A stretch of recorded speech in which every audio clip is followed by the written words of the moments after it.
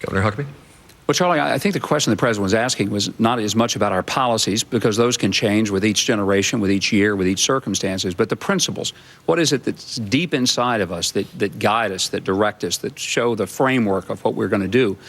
And I think the simple answer for me is all the way back to the document that gave us birth.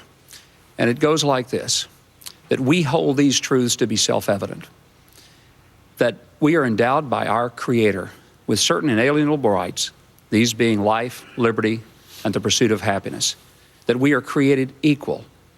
In that sense of equality, the greatest principle is that every human being and every American is equal to each other.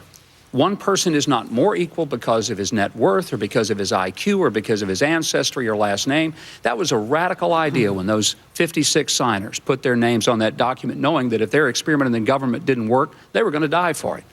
Those are principles. Those are things that you'll live for, you'll die for.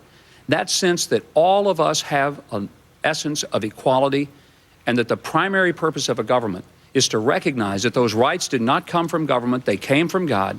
They're to be protected and then defined as the right to a life, the right to liberty, our freedom, to live our lives like we want to live them without government telling us how to do it.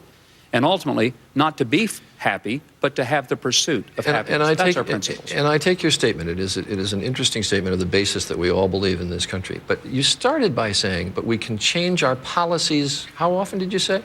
Our policies often reflect what's going on at the time. For example, if the primary thing we're facing is war, then we're going to be talking about military size and military might.